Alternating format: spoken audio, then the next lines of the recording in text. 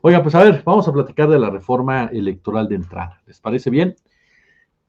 En la nueva batalla, en la nueva batalla en donde la forma o la visión que tiene el gobierno, la doctora Claudia Sheinbaum, porque de ahí proviene o de ahí provendrá principalmente la iniciativa, y es la que está moviendo en este momento ya el tema, va a tener que sortear distintas críticas, distintos obstáculos provenientes de dentro de la Cuarta Transformación y de fuera de la Cuarta Transformación.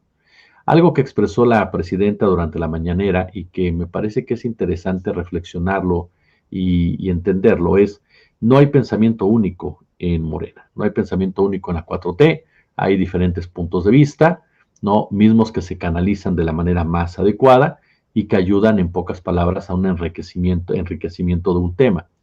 Eso me parece que es algo muy positivo, proveniendo sobre todo de la lideresa del movimiento, que no se trata de que todos estén de acuerdo. Veremos qué tanto es un asunto solamente de no estar de acuerdo con algunas visiones del país o algunos intereses electorales, y cuando ya se toca precisamente el interés personal. Ese es realmente el gran problema que puede enfrentar al interior de la 4T esta comisión electoral o lo que se busca a través de la misma, porque hay que dejar en claro algo, todavía no hay ni siquiera una iniciativa. Sin embargo, hay intereses que se han manifestado a través de los últimos meses, de los últimos años, incluso particularmente de lo que son los aliados principales de la 4T, lo que es el Partido Verde y lo que es el Partido del Trabajo, dos instituciones políticas que difícilmente pudieran tener el protagonismo que actualmente tienen sin la participación directa de Morena, pero que en sí no serían los más afectados de una forma u otra si se aplicara una reforma electoral que tuviera como base, ¿no?, la desaparición, por ejemplo, de las listas plurinominales, la disminución del negocio, de lo que es para los partidos políticos, la cantidad, por supuesto, de dinero que tienen, y que por ahí tal vez sean los que principalmente no estén muy de acuerdo con que se aplique como tal esa idea, o por lo menos que se rescaten conceptos claves, básicos de la iniciativa que lanzó el presidente Andrés Manuel López Obrador en su momento. El Partido Verde y el Partido del Trabajo, a ver, tenemos que diferenciarlos de alguna manera. Es cierto que ambos partidos han sido fundamentales hoy por hoy en el tema de la aprobación de reformas. Se han mantenido, se han mantenido dentro de la llamada cuarta transformación. Sin embargo, también es cierto que son dos partidos que en el caso del Partido Verde, pues no tiene absolutamente ninguna línea de izquierda, ni humanista, ni siquiera obradorista. Es un partido que históricamente se ha dedicado a acomodarse en donde mejor le conviene y en donde puede garantizar un crecimiento y mantenerse en el espectro político. Es cierto que ha alcanzado gubernaturas, el caso concreto en la actualidad de San Luis, de San Luis Potosí, pero también es cierto que y anteriormente ha gobernado Chiapas, en fin, pero también es cierto que es un partido sin ideología, es un partido que ha recibido muchos cuestionamientos a través de todos estos años, porque en un principio, bueno, ustedes saben, nació como un partido que supuestamente buscaba, ¿no?, defender el medio ambiente, algo que con el paso de los años pues se dio cuenta que no tenía absolutamente nada que ver. En el año 2000, por ejemplo, hablaban de apoyar a Vicente Fox Quesada, después apoyaron, si no mal recuerdo, al PRI con Roberto Madrazo, después al PRI de Enrique Peña Nieto, y finalmente se acomodaron con Andrés Manuel López Obrador. Es decir, le reitero, el Partido Verde Ecologista así opera, no es un partido con ideología, no es un partido que lo consideremos de izquierda, no es un partido humanista, es un partido y sus principales liderazgos es más que claro que es un partido negocio, y como negocio se vende, como negocio se mueve, como negocio respalda, como negocio se retrae, y como negocio tiene sus propios intereses, a final de cuentas. Y esos intereses está en que no le toquen sus feudos, en donde han logrado consolidar algún tipo de presencia. Por eso fue el tema de la reforma de la reelección, que el Partido Verde dijo sí, pero hasta el 2030. ¿Por qué? Porque en este ejercicio que viene, pues les conviene que la esposa del gobernador actual sea la que lo suceda en el cargo. Si hubiera esta reforma aplicada desde el 2027, pues no habría posibilidad alguna de que esto ocurriera. Pero el Verde por eso operó como operó y se resistió como se resistió, porque a final de cuentas perdería uno de sus bastiones, o por lo menos el grupo que actualmente está en el poder perdería uno de sus bastiones, algo que ya le pasó en Chiapas con la llegada de Eduardo Ramírez, quien no es precisamente uno de los hombres más cercanos a lo que es el grupo Chiapas. ¿Sabe? Bueno, que le pasó con Rutilio Escandón, perdón usted, con Rutilio Escandón, quien sucedió a Manuel Velasco y que era más cercano a lo que es el grupo de Adán Augusto que al grupo de Manuel Velasco. Algo diferente ahora con Eduardo Ramírez. Eduardo Ramírez sí es un hombre más cercano al Partido Verde Ecologista de México del propio Manuel Velasco. Por lo tanto, es el otro feudo que actualmente tienen. Esas son las agendas personales del Verde. El Verde no va a ver si trasciende para el bien del país, no va a ver si el ejercicio nos va a traer beneficios a todos y todas. El Verde va a ver qué tanto beneficio le puede traer a él. Y algo similar pasa con el PT, un partido que fue creado, ustedes lo saben muy bien, desde el poder, teniendo candidatas o candidatos en su momento como Cecilia Soto, por ejemplo, que fue un partido vinculado con Raúl Salinas de Gortari en sus inicios, y que posteriormente empezó a virar más hacia la izquierda, empezó a tomar cierto control otros grupos que llegaron al mismo, ¿no? Y que lograron posicionarse en algunos momentos, sobre todo alejándose de la doctrina neoliberal, y que es lo que se supone en la actualidad está manejando el Partido del Trabajo, que es un partido muy pequeño, esa es la verdad, pero cuyos votos sirven, pero sigue siendo un partido pequeño, es un partido que no lograría sobrevivir sin el respaldo de Morena, seamos honestos. Si Morena no lo jala, el PT estaría en unas condiciones verdaderamente ya famélicas. Esa es, digamos usted, 5 de las principales figuras del PT, ¿no? Por ejemplo, el más destacado hasta ahora tendríamos que valorar es el propio Gerardo Fernández Noroña, pero que entiendo que ya hoy por hoy, usted corríjame, está participando como tal, como integrante de Morena en el Senado de la República. Entonces, me parece que son dos partidos que es cierto, son necesarios, porque son necesarios, eso nadie puede negarlo, pero con los cuales Pablo Gómez tendrá que negociar de una manera y tendrá que discutir en donde no puede dejar de lado que Morena es el partido mayoritario, que Morena es el partido clave en toda esta alianza y que por más que el Verde Ecologista se uniera al PRI o al PAN, esto traerá consigo una denostación que le costaría votos para el 2027. Hoy por hoy, el Partido Verde no tiene más hacia dónde hacerse si no es que quiere que su votación caiga, porque a final de cuentas, el Verde Ecologista, aliándose con el PAN o con el PRI, pues no creo que pueda llegar a ningún lado, esa es la verdad de las cosas, porque muchos de los votos, que yo siempre me he preguntado quién vota por el Verde Ecologista, les soy honesto, cuál es el perfil del votante del Verde Ecologista. Hay un libro muy bueno sobre eso, que habla qué tipo de gente está detrás del verde, ¿no? Cómo se opera el verde, qué tipo de intereses defiende el Verde Ecologista. Y será una de las principales tareas de Pablo Gómez, convencer tanto al Verde como al PT de la necesidad de llevar a cabo una reforma cercana a la población, en donde se miren los intereses de la población, en donde cuenten los intereses de la población, y en donde, como lo hemos visto, se va a tratar de defender los intereses de un partido o de un grupo político en lugar de los intereses nacionales. Eso es un hecho innegable. Ahora, algo que es determinante que marcó ya Pablo Gómez en el discurso es que se va a escuchar a todos, que será una reforma que va a salir, pero que saldrá con la opinión que se va a escuchar a todos, o sea, que se va a escuchar a todos, que todos tendrán voz. Aquí entramos ya al otro debate, ¿no? Porque hay gente que dice, bueno, pero a ver, si me vas a dar voz, pero no voy a votar, ¿no? Bueno, pues no vas a votar. ¿Por qué tendría que votar Denise Dresser? ¿Por qué tendría que votar Lorenzo Córdoba? ¿Por qué tendría que votar José Goldenberg? ¿Por qué tendría que votar Luis Carlos Ugalde? ¿Por qué tendría que votar Leonardo Valdés? ¿Por qué razones? O sea, a final de cuentas, ellos opinan como todo en un foro. Tú vas a un foro, das una opinión, dices en qué estás de acuerdo, en qué no estás de acuerdo, ¿no? Esperas obviamente que tu opinión sea tomada en cuenta siempre y cuando esté bien argumentada. Pero si tú vas a un foro a defender intereses de grupúsculos, pues sinceramente, qué bueno que se te escuche porque así debe ser la apertura, la democracia, pero no tiene por qué influir en una reforma que lo que busca precisamente es tumbar lo que había antes. O sea, es tumbar una hipocresía electoral democrática que ha existido en México durante muchísimos, pero muchísimos años. Y que hoy por hoy ese es el discurso que se quiere centrar. Nos quieren hacer ver o creer que México ha ido avanzando en su lucha democrática y que en esta parte ha sido fundamental la visión que se tiene por parte de distintos actores intelectuales y académicos, cuando en realidad mucha de su participación lejos de fortalecer la democracia, fue amparando prácticas completamente nocivas de la misma.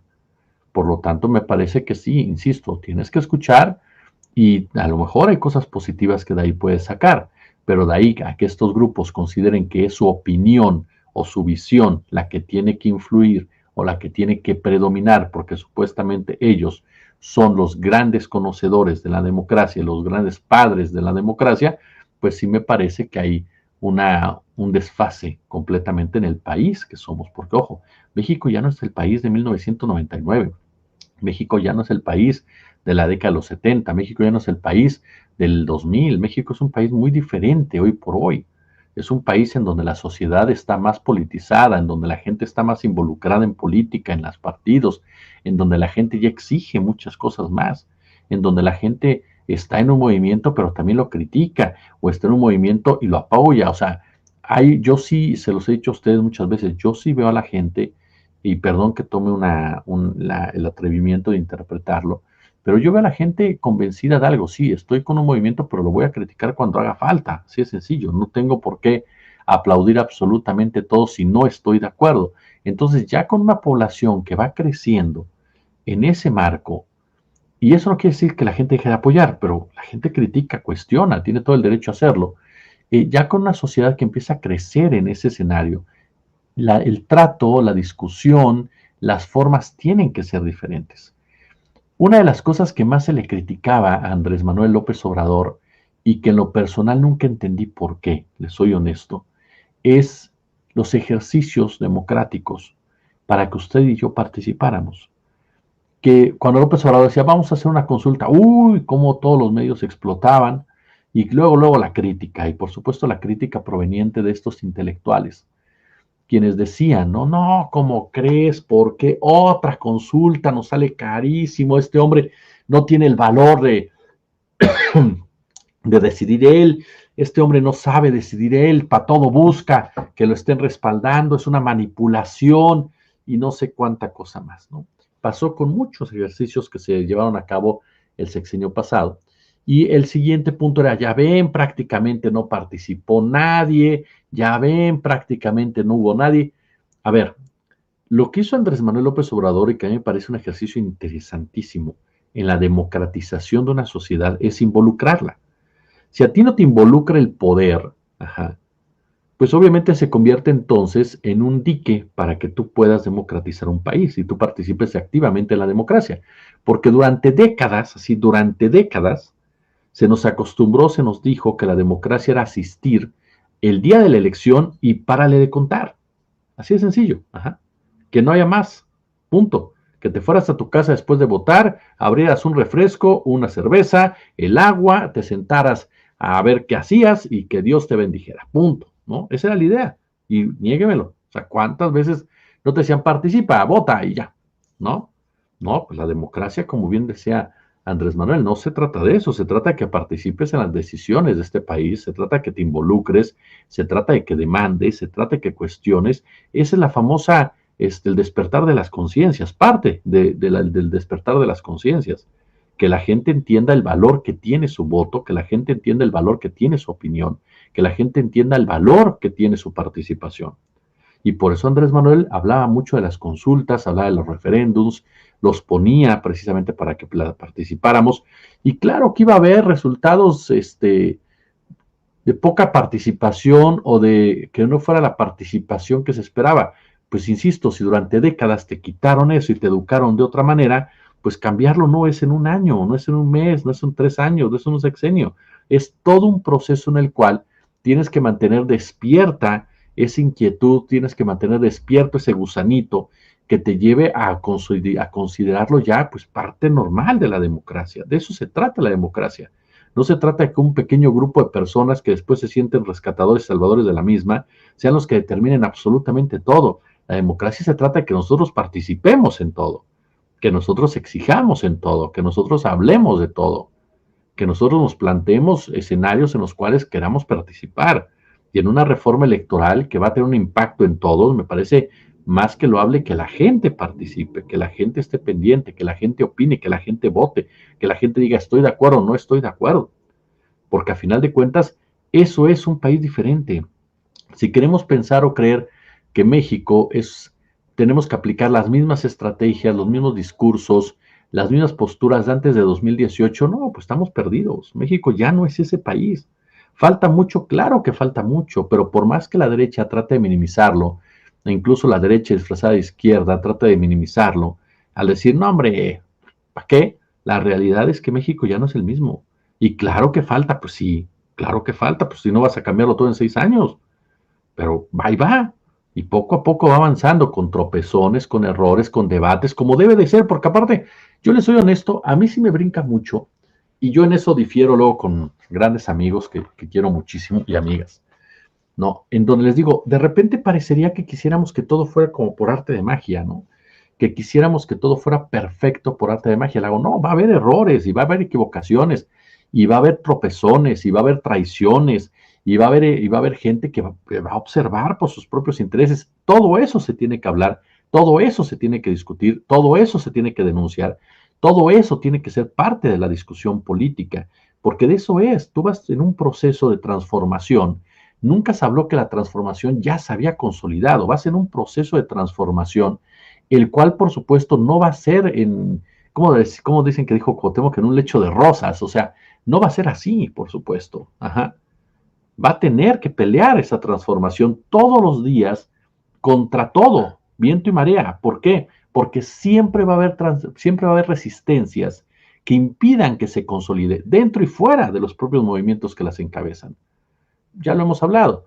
El movimiento de transformación nacional es un movimiento muy grande, es un movimiento que por estrategia, que yo sí le entiendo, les soy honesto, una estrategia, sumaste ciertos cuadros, ciertos personajes, que sin duda alguna no son nada izquierdistas, ni mucho menos. Y lo hiciste con una finalidad, alcanzar una presidencia de la República en el 2018 para poder iniciar un proceso de transformación, ubicarlos en ciertas posiciones para evitar que la elección del 2024 se fracturara, no por una derrota ante Xochitl, porque eso no iba a pasar, pero sí en una cuestión del legislativo, y por eso colocaste a ciertos personajes para que tuvieran cierta operación en estados y municipios que te garantizaran también esa trascendencia. Ya lo lograste, ya pasaste ese escollo. Ahora llegas al otro punto, en el cual la discusión se da dentro de la propia 4T porque vas definiendo la forma en cómo tú quieres que se vaya ejerciendo el poder y de una u otra manera va a haber una disputa entre el obradorismo ideológico y el obradorismo pragmático. ¿Por qué? Porque tiene que haberla, a final de cuentas. Y habrá quien acepte que no puede estar comportándose de cierta manera y se quede y cambie, y habrá quien se vaya. Y esto es algo dicho por los propios líderes de este partido.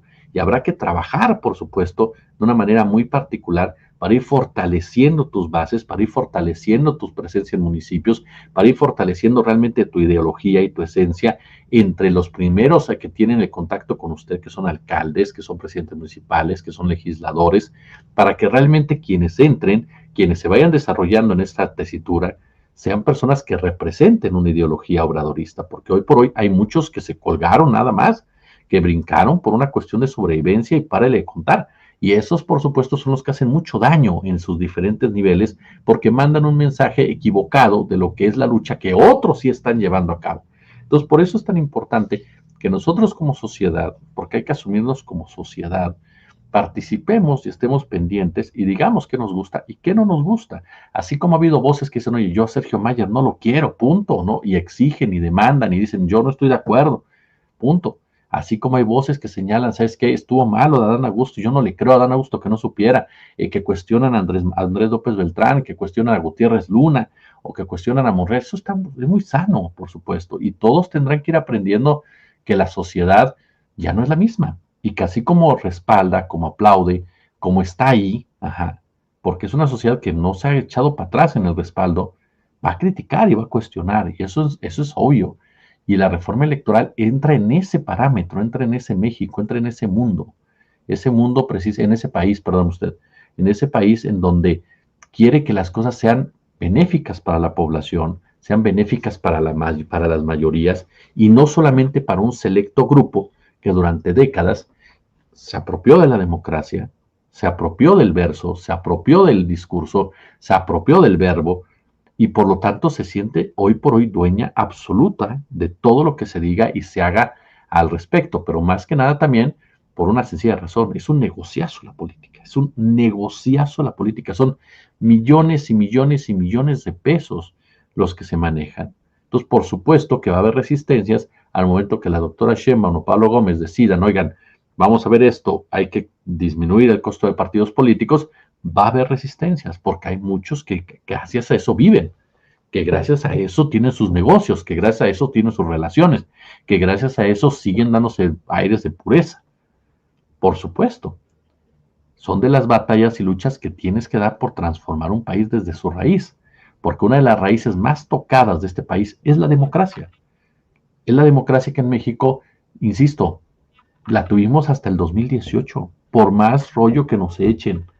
Ajá. Si nos hacemos, vamos al México nacionalista, dígame usted cuántas elecciones fueron realmente democráticas. La de Miguel Alemán, la de Ávila Camacho, la de Díaz Ordaz, la de Echeverría, Jolopo ni candidato hubo en contra. Entonces, realmente nunca hubo una democracia. ¿Cuál era la lógica del presidencialismo nacionalista? Te presentas a votar y se acabó. Ajá, punto. Y algunos ni votaban. Claro que había una decepción. ¿Cuánta gente no decía, yo para qué voto si va a ganar el PRI? ¿Y qué posibilidades reales tuvo la oposición durante años? Una oposición en un principio que surge incluso de la misma clase gobernante que se da en el tiempo de Lázaro Cárdenas, después en el tiempo de Ávila Camacho, ¿no? Represiones muy fuertes que hubo el día de las elecciones, el Partido de Acción Nacional que tenía ciertas presencia, pero que después también desaparecía, y siempre la persecución brutal en contra de la izquierda, en contra de la verdadera izquierda, en contra del socialismo, en contra de aquellos que desde el punto de vista obrero, trabajador, de las causas indígenas y demás, salían a pelear por sus espacios y eran totalmente segregados, totalmente. Entonces, en realidad, el PRI fue una dictadura, así de simple, fue una dictadura, ajá, en toda la extensión de la palabra. El PRI que hoy con Alejandro Moreno se las da y te dice, no hombre, nosotros construimos este país. El PRI fue una dictadura. Yo sé que puede haber mucha gente que con justa razón desde el punto de vista académico descriptivo me diga, oye, no, a ver, dictadura aquí dice claramente que es donde no hay elecciones. Y sí, en la práctica tendrán razón, pero vamos a interpretarlo un poco. ¿Qué tipo de elecciones? Ajá. ¿Contaban, no contaban? ¿Qué tipo de escenarios se vivían? Entonces, pues sí, técnicamente, académicamente, dirían los técnicos de fútbol, tácticamente me pueden decir, no, era una dictadura, pero sí lo era en el ejercicio del poder, que a final de cuentas es lo que cuenta. Entramos después a la década neoliberal, que llega al poder mediante un fraude, en la época neoliberal más fuerte, que fue la elección del 88, que fue una elección fraudulenta por donde se le quiera ver, en donde sí o sí Salinas de Gortari iba a alcanzar el poder y que el gobierno de Miguel de la Madrid operó precisamente para que todo eso ocurriera, con las consecuencias consabidas y conocidas y demás, de represión, de persecución, porque no se paró en el 88, o sea, no solamente fue que se llevan a cabo las elecciones del 88 y para de contar, después vino toda esta persecución en contra de la quina, en contra de diferentes movimientos sociales, en contra de gente cercana a Cuauhtémoc Cárdenas, de gente de izquierda que estaba denunciando lo que pasaba en los estados, lo que pasaba al interior del sindicato magisterial, o sea, hubo una persecución brutal durante el salinato a todo lo que era la oposición. Y ya se suponía que había una reforma electoral que la antecedía, que había una presencia opositora en el Congreso. Digo, Muñoz Ledo traía frito a Miguel de la Madrid, ¿no? En algún momento. No, a Salinas, ¿no? Salinas creo que fue Miguel, no, en el último de Miguel de la Madrid, Muñoz Ledo lo traía frito ya. Que fue este ejercicio, no sé si ustedes lo vieron, no sé si ustedes han tenido la oportunidad de ver los videos, muy viejos ya obviamente y demás, pero qué forma, digo, Muñoz Ledo, pues sí, al final decía cada cosa porque el ego político es muy grande. Pero ese día, qué forma de traerlos en jaque, en jaque a los periodistas y a Miguel de la Madrid, que eran la gran mayoría, por supuesto, que estaban ahí, respaldados, claro, por el Partido Acción Nacional, que ya desde ahí había un amaciato entre el PAN y el PRI. Entonces, ¿cuál democracia con los dos partidos supuestamente más grandes? Pues era lo mismo, ¿no? Entonces, llegamos entonces al 94, en donde matan a un candidato presidencial en sus pleitos entre ellos. Así llegamos a la votación, con un candidato presidencial asesinado, con un candidato opositor que de repente gana un debate y le ordenan que se eche para atrás y él decide echarse para atrás y desaparecer de medios y demás para no afectarle el voto del que tenía que ganar, que era Cedillo. Y de ahí pactamos al 2000, que fue un trámite completamente, bueno, de tan cínico, indigna, ¿no? O sea, los tipos hicieron un fraude político. O sea, oye, y otra vez vuelvo a lo mismo. Me van a decir con justa razón, mira, no, pero Jesús, hubo elecciones. No, claro que las hubo. Pero ¿qué tipo de elecciones? ¿Qué tipo de contexto? ¿Qué tipo de reglas? ¿Qué tipo de operativos? ¿Qué tipo de participación mediática? Vayamos a los hechos. No a esta noche en hechos, no, vayamos a los hechos, ajá, en donde, caray, el discurso de la democracia era falaz, en donde se utilizaba e instrumentalizaba la democracia para justificar literal, ¿no? A la oligarquía, a la élite, a la casta, y despojar a la ciudadanía de su valor, del primer valor clave en una democracia, que es tu voto. Uh-huh. Durante años te metieron en la idea que tu voto no contaba, ya para qué, si iba a ganar el PRI. Entonces, perdón, pero por eso cuando me dicen, no, es que teníamos una democracia, no, no teníamos una democracia. 2006, 2006, vamos a hablar de democracia en 2006, con Televisa y Televisión Azteca dándole todo en contra de un candidato al que trataron de desaforar, ajá, de la manera más tramposa posible, ruin en toda la extensión, que cambiaron los números en cuestión sistemática. Caray, o sea, ¿de verdad vamos a hablar que eso fue democrático? Con Televisa literal todo el santo tiempo lanzando esta campaña en peligro para México, cerrándole espacios a un candidato para que no pudiera dar entrevistas, secuestrando gente para que no pudiera, para que se escapara, se desviara la atención del desafuero. ¿Qué de democrático era eso? Ah, porque es que ibas a votar. No, hombre, esa era pura cortina. Claro, había más avance democrático, sí, porque ya había una jefe, ya había una oposición que ganaba elecciones, ya había una presencia en el Congreso que hablaba, que discutía, pero era una forma muy tramposa de hacer las cosas. Por ejemplo, el PRD llegó a ser, creo que la primera fuerza en el 2006, ¿no? Si no mal recuerdo, pero la unión entre el PAN y el PRI lo segregaba literalmente, de acuerdos y demás, por las cantidades que alcanzaban. Entonces, eso es a lo que yo voy. El concepto de la democracia, sí, podemos discutir y podemos, por supuesto, hablar, ¿no? En muchos aspectos de lo que es de lo que es el concepto democrático a través de la historia, a través, por supuesto, de los diferentes textos, del estudio de la misma, y sin duda, siempre será algo fundamental. Ajá. Pero hay muchas formas de aplicar los conceptos, de manipular los conceptos, de jugar en contra de ellos. Por ejemplo, la democracia, ¿qué es? A ver, en esencia es un sistema político donde el poder reside en la ciudadanía. ¿Estamos de acuerdo? ¿No? Ahora, su funcionamiento, su significado, siempre va mucho más allá de la simple idea de votar cada cierto tiempo. Eso hay que dejarlo muy en claro. La palabra democracia viene del griego demos, que es pueblo, ajá, y kratos, que es poder. El poder del pueblo. En México, ¿cuándo el pueblo tenía el poder? Lo tenía un sector de la población. Obviamente hay diferente tipo de democracia. Está la democracia directa, ¿no? Que si queremos ya irnos muy atrás, en la Atenas clásica, ¿no? Los ciudadanos, varones libres, por cierto, participaban de forma directa en las decisiones. Está la democracia representativa.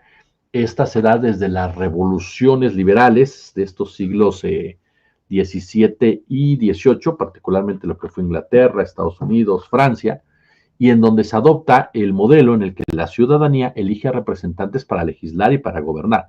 Y está la democracia contemporánea, que es la que combina mecanismos representativos con elementos de democracia directa, es decir, plebiscitos, ¿qué le gusta? ¿Qué dijimos? Referendos, consultas populares, por ejemplo. Ahora, para que un régimen sea considerado democrático, no basta tener elecciones, ese es mi punto. Deben de cumplirse muchos principios. Debe haber soberanía popular, que el poder emane del pueblo. Debe haber un Estado de Derecho fuerte, leyes claras, iguales para todos y un poder judicial independiente. Usted dígame, ¿cuándo jodidos teníamos eso? Los derechos y las libertades de expresión, de asociación de prensa, de manifestación, de religión. Sí, había, por supuesto, tú puedes ser parte de la religión que quisieras, pero era una religión dominante que manipulaba todo. Había libertad de manifestación hasta el 68, ¿qué fue? El 71, ¿qué fue? Lo que pasó con los médicos, con los campesinos, la mal llamada guerra sucia, ¿qué fue? Las represiones en contra del ZLN, ¿qué fueron? Las represiones en contra de los de Atenco, ¿qué fueron? O sea, libre manifestación, neta, en serio. La libertad de expresión, cuando los medios de comunicación tenían todo cooptado y se decía lo que decían desde Palacio Nacional en los medios corporativos electrónicos, bueno, la famosa frase de un dueño de un medio diciendo somos soldados del PRI. Y el otro maestro que llegó gracias a las corruptelas de uno de los hermanos de un presidente del PRI.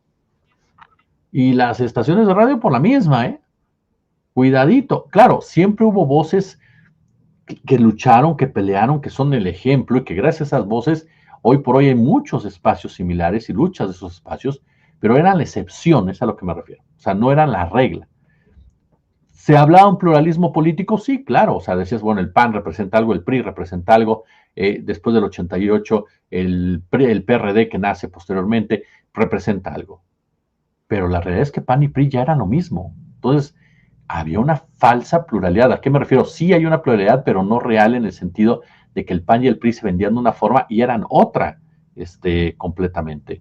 Durante años antes de eso, ¿cómo fue segregada la izquierda? ¿Cómo fue mancillada la izquierda? Ajá. El tema de la rendición de cuentas. ¿A cuánta gente le rindió cuentas a Salinas? ¿De verdad los informes presidenciales eran para rendir cuentas? ¿Cuántos gobernadores? ¿Cuántos presidentes municipales rendían cuentas? ¿Cuántas veces estaban en escrutinio hacia las decisiones de la ciudadanía? ¿Cuándo? Ajá. Ahora, hay una discusión sobre la democracia formal y la democracia sustantiva. Por ejemplo, lo formal o lo procedimental que se enfoca en el cumplimiento de las reglas, elecciones, separación de poderes. Pero la sustantiva, que no solo busca reglas claras, sino que también garanticen la igualdad social, sino que también se garantice la justicia, se garantice la redistribución, se garantice la participación efectiva, se garantice, por supuesto, una democracia evitando que sea una fachada para las élites públicas y económicas. Y perdón, ajá, está SUSI, democracia formal y procedimental. Claro, eso existía, pero no era real. La democracia sustantiva no existía. Ajá. O era golpeada constantemente porque era una fachada para las élites. Vivimos una época, en el mundo, ¿no? Y en el caso concreto de América Latina, en donde hay muchos retos. La corrupción que erosiona la confianza en las autoridades, la desigualdad económica, ¿no? Que limita obviamente la participación de sectores marginados, la desinformación, la manipulación digital, ¿no? Hay muchas noticias falsas, un uso de redes sociales muy, muy, muy mañoso por el tema de los bots, ¿no? En donde influyen indebidamente en las elecciones y combatir la apatía ciudadana. Por eso es tan importante cuando te convocan, por eso es tan importante con la participación en una elección judicial, por eso es tan importante que haya un gobierno que te convoque, porque eso es combatir la apatía. Y los que no quieren la democracia fomentan la apatía. Ajá. A mí me queda claro que la democracia sólida no solo depende de leyes, no solo depende de instituciones, depende de una cultura cívica, ¿no? En donde usted y yo valoremos la participación, se respeten las diferencias, se exija cuentas a los gobernantes, en fin. Y para ello necesitamos profundizar, por supuesto, en todos lados sobre la educación cívica desde temprana edad, que los niños, las niñas participen activamente, entiendan que es la democracia, se los expliquemos la importancia de que participen, de que no caigan en este sesgo que en Televisa y Televisión Azteca durante años lo hacían, de decirte, ¿para qué vas? Hombre, no pasa nada. Ajá. Eso es el tema. Necesitamos medios de comunicación libres, independientes. Necesitamos una sociedad civil organizada, una sociedad civil vigilante, no Marielena Morera o Wallace, no. Realmente algo organizado, porque aquí entramos un tema también, ya me prolongué mucho en esto, ya acabo ahorita, voy con otro tema, pero cuando se habla de democracia, por ejemplo, también ya tenemos que empezar a discutir la democracia digital.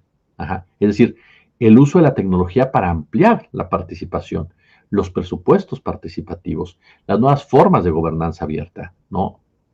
Hay que equilibrarlos porque hay una gran manipulación digital, hay una enorme concentración de datos que juegan un papel determinante en todo ello.